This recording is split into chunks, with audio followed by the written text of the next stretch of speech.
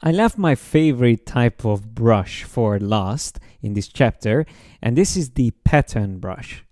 Now with this, you can create very unique patterns that will follow the way you are painting with the brush tools. And in this video, I'm going to show you exactly how to start from scratch and then set up everything and make your brush work perfectly. So it's up to you what type of design you wish to do, but I am going to go for an Asian, Indian inspired pattern. So I am going to draw with the pen tool first of all, and I draw a shape, something like that. And I am going to use the reflect tool on this, click in the center point and hold down Alt and Shift together. Then I'm going to also make sure that these 2 points are joined. So I select the top area and I click on Connect Selected Endpoints. That means now it's one shape. I am going to change the stroke color and size later, but for now, all I want is to duplicate it. So I Alt click and drag it down somewhere around there. And now all I'm going to do is to select these points here on the one on top and press up arrow a couple of times until I get the shape follow the same structure.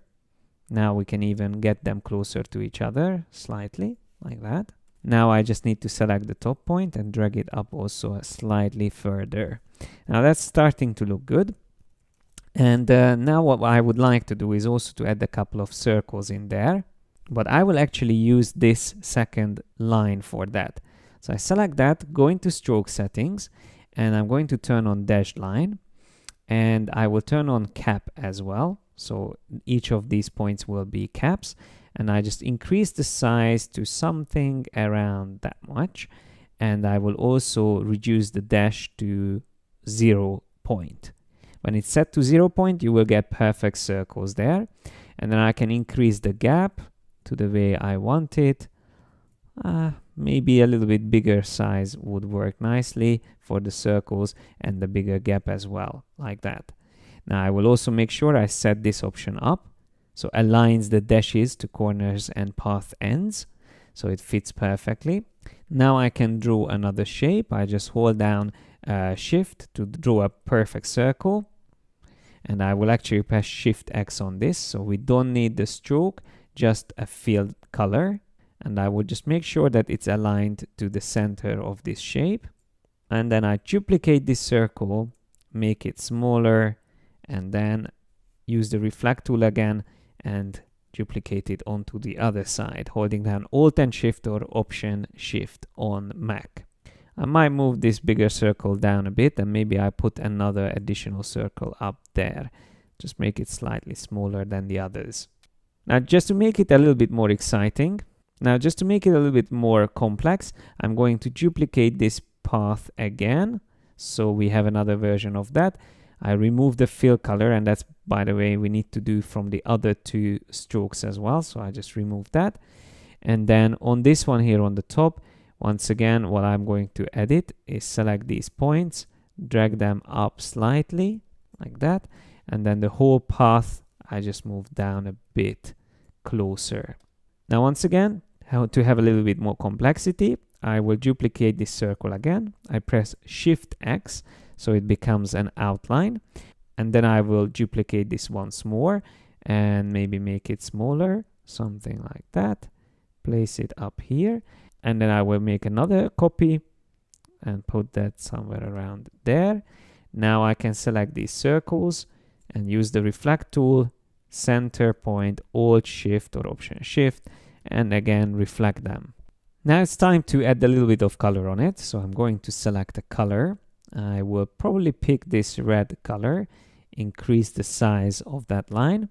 Then I will select the dots and maybe choose an orange color for it. I will select another color for these, maybe purple. And then we can also select these circles. And maybe the big one I will set red. And then these other ones I am going to set to orange. And then the circles, I'm going to change to another color. Maybe again, use the purple on those. I can always have this circle coming in front of the others. and we could do so much more changes. But what I normally do at this point is I duplicate the whole design. So the first stage was the actual creation of a segment of the pattern. And just so you can imagine, this is how it's going to look like roughly. So once they are put next to each other, and it's going to continue it. What's important is to make sure that the overlap or the borders will look perfectly seamless. So just to understand what I'm going to do, I'll keep it here underneath.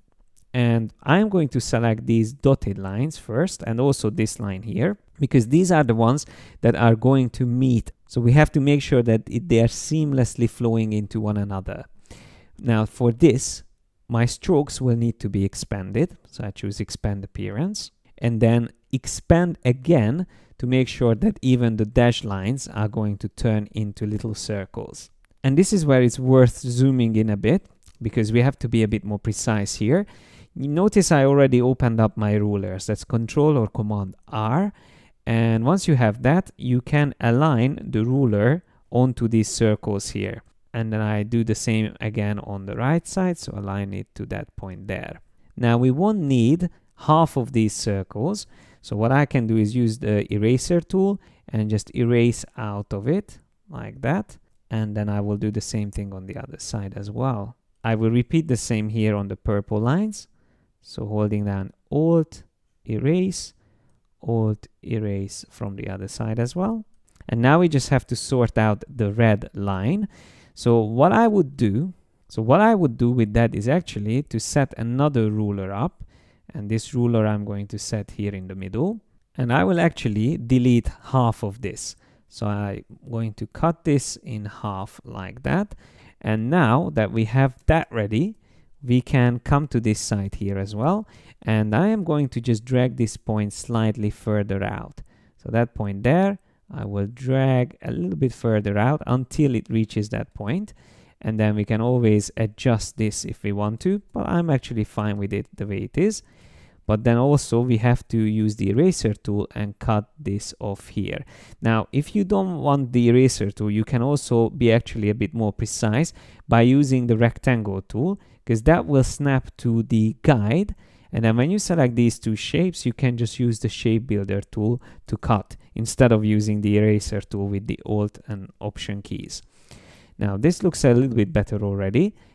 We need to just duplicate this by using the reflect tool, click on the guide as the center point, and then Alt, Shift, held down together, and we created the other side. Now at this point you can decide whether you still want to keep the original design or not. I prefer to keep it because there I still have control over things like the stroke options, so you can change the gap, you can change the size of those circles, while on this one that's not available anymore because it's all expanded. Now what we need to do is to select all this together, and normally what I do is I group them together. So Control G or Command G, and then once it's a group, you can double check here, yeah, it is a group. Then we can drag and drop the whole thing into the brushes panel. And of course I want to save it as a pattern brush. Then I click OK. And we can already see how it's going to look like. One of the things that I normally change is for the fit, the approximate path. And then you can see that if you use straight lines in the corners, we will have a little bit of a problem, but that can be customized. So you can actually create a separate shape for the corners, or you can choose an option called Auto Centered, and that actually looks already better. Now here we also have scaling option. So if we feel like it's too big, we can also scale it. But I'm just going to keep that on 100 for now. And that's how we saved our brush. So now if I go to another canvas, I just quickly create another artboard. And I select the brush tool. Having that pattern brush selected, I can start drawing already. Now it doesn't look great because it's too big. So what I do is I'm going to reduce the stroke size to 0.25, and then we will have already a little bit more along the path. But if I want to make it even smaller, I can go back into the options and I just reduce the percentage here. Keeping the preview on, we can see it in the background and immediately starts to update. So the more elements you have, the better usually it's going to look like. So I can now click OK, apply to strokes, and now I can keep drawing with the brush. So let's have a closer look and maybe draw another line across and so on and so forth. So you can see how nicely it works. But the best thing is once you start applying a pattern brush on an actual shape. So if I use the ellipse tool, for example, and I draw a circle like this, and then I go into brushes and click on that pattern brush that we created, that's when the magic happens. And of course, I can select this ellipse, copy, paste it, and then reduce it in size. Then I can go up to recolor artwork and maybe choose edit, lock the colors together, turn them around to recolor them quickly, just to have variety between the colors. And by the way, we will come back to recolor artwork and I explain it in more detail, but for now, I just wanted to show that very quickly. You can even overlap these, and of course, you can create multiple versions of your pattern. And I still haven't showed you everything that you can do with brushes in Illustrator, because in the next video, we will again raise the stake, and now we will start using images as brushes.